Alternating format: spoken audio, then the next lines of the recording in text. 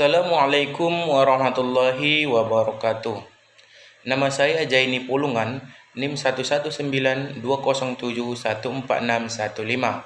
Lokal Ilmu Hukum G semester 6. Pada video kali ini, saya akan menjelaskan tentang hak paten dan desain industri untuk memenuhi tugas akhir pada mata kuliah Hukum Kekayaan Intelektual.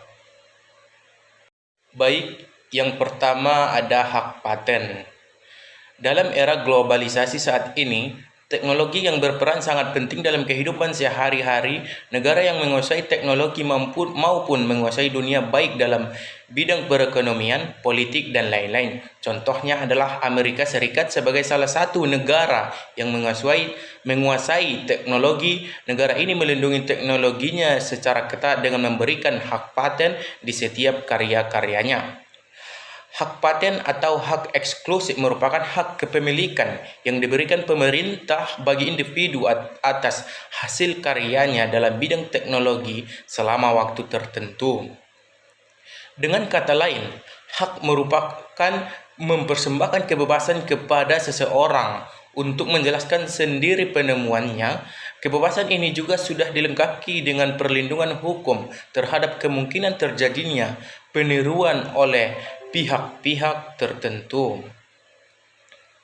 Dengan hak paten, penemu dapat memberikan wawasan pengetahuan untuk kemajuan dalam masyarakat. Dalam paten dikenal istilah invensi dan inventor yang tentunya masih memiliki pengertian dengan hak itu sendiri.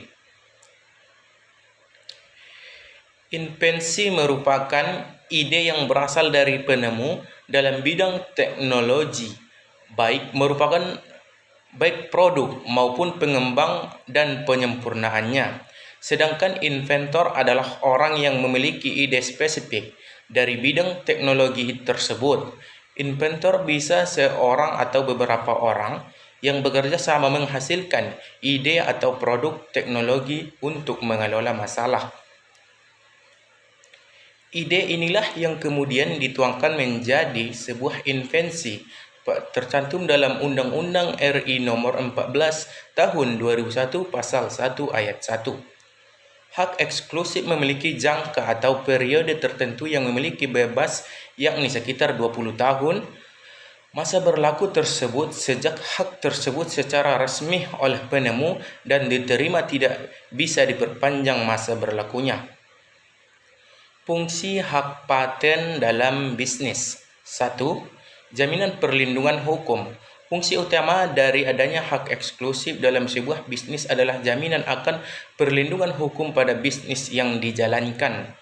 Jaminan hukum menjadi sangat penting untuk sebuah bisnis, sehingga pengusaha perlu memasukkan bisnisnya untuk mendapatkan hak dagang, penemuan, dan daya cipta. Dengan adanya hak tersebut, suatu bisnis akan memperoleh perlindungan dan pengakuan sah. Kedua, menambah kepercayaan konsumen. Diakui secara resmi oleh negara dengan otomatis akan membuat kepercayaan konsumen pada bisnis atau produk yang dihasilkan lebih baik. Dengan hak paten, perusahaan memiliki bukti yang kuat bahwa semua ide dan produk yang dihasilkan adalah asli dari perusahaan tersebut tanpa menduplikasikan produk dari pihak lain. Hal tersebut akan menambah kepercayaan konsumen dan berdedikasi pada perusahaan tersebut. Ketiga, memberi tambahan keuntungan. Mendaftarkan bisnis atau perusahaan guna mendapatkan pengakuan terhadap penemuan bisnis adalah kewajiban, terlebih jika hal tersebut baru pertama kali ditemukan dan memiliki nilai ekonomi. Yang keempat, merupakan aset perusahaan. Fungsi lain dari hak paten adalah sebagai aset perusahaan yang bentuknya tidak berwujud namun bernilai besar. Pengakuan terhadap inovasi perusahaan adalah aset yang sangat berharga karena tidak ada orang yang ingin idenya digunakan orang lain, apalagi tanpa lisensi. Dengan adanya hak eksklusif, perusahaan bisa memegang jaminan hukum atas inovasinya. Yang kelima, mengurangi plagiarisme. Seperti yang telah dibahas sebelumnya, Tidak ada yang ingin karyanya ditiru atau digunakan tanpa izin. Plagiarisme adalah tindakan yang sangat merugikan untuk pemilik ide. Namun, dengan adanya hak paten, ide tersebut akan dianggap oleh semua orang sebagai milik pribadi atau kelompok dan memiliki kekuatan hukum yang tetap atau yang kuat. 6. Menghindari eksploitasi karya. Hal lain yang sangat merugikan selain plagiarisme adalah eksploitasi karya yang dilakukan oleh pihak tidak bertanggung jawab. Ini bisa saja terjadi jika perusahaan tidak memiliki hak eksklusif untuk melindungi karyanya. Hak ini akan melindungi inovasi perusahaan berdasarkan hukum yang berlaku di Indonesia. 7. Mengurangi kompetitor. Fungsi lain dari pengakuan dan perlindungan terhadap inovasi adalah kompetitor dalam bisnis yang dapat mengganggu masa depan bisnis. Dunia bisnis adalah dunia yang penuh dengan persaingan dan seringkali dijumpai plagiarisme terhadap produk.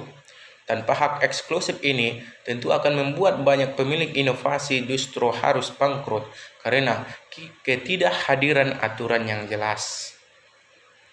8. Memperluas jangkauan bisnis. Terakhir, kepercayaan yang diterima perusahaan sebagai pencipta produk-produk berkualitas dan satu-satunya akan membuat bisnis Anda berkembang dengan cepat. Jangkauan bisnis akan semakin luas dan menembus pasar global karena adanya hak pengakuan inovasi. Tidak akan ada yang meragukan kredibilitas perusahaan jika hak tersebut sudah digantongi. Selanjutnya, desain industri. Pada pasal 1 angka 1 Undang-Undang Nomor 31 Tahun 2000 tentang desain industri menyebutkan bahwa desain industri adalah suatu kreasi tentang bentuk, konfigurasi, atau komposisi garis atau warna atau gabungan darinya yang berbentuk 3 dimensi atau 2 dimensi yang memberikan kesan estetis dan dapat diwujudkan dalam pola 3 dimensi atau 2 dimensi serta dapat dipakai untuk menghasilkan suatu produk, barang, komoditas industri, atau kerajinan tangan lainnya. Beberapa istilah yang sering digunakan dalam desain industri antara lain pendesain merupakan seseorang atau beberapa orang yang menghasilkan desain industri. Kedua, hak desain industri. Hak eksklusif yang diberikan oleh negara kepada pendesain atas hasil kreasinya selama waktu tertentu dilaksanakan sendiri atau memberikan persetujuan kepada pihak lain untuk melaksanakannya. Ruang lingkup desain industri. Pertama, desain industri yang dilindungi. Hak desain industri diberikan untuk desain industri yang baru, yaitu apabila pada tanggal penerimaan permintaan desain industri tersebut tidak sama dengan desain sebelumnya. Kedua, desain industri yang tidak dilindungi. Hak desain industri tidak dapat diberikan apabila suatu desain industri bertentangan dengan seperti peraturan perundang-undangan yang berlaku, ketertiban umum, dan agama. Bentuk dan lama perlindungan desain industri.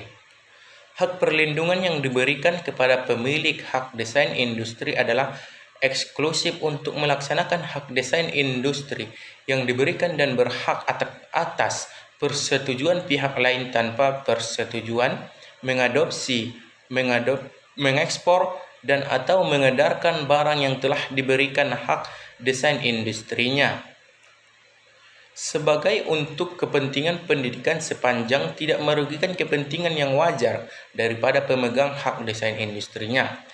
Pelaksanaan hal-hal di atas tidak pelanggaran perlindungan terhadap hak desain industri untuk jangka waktu 10 tahun diberikan sejak tanggal penerimaan.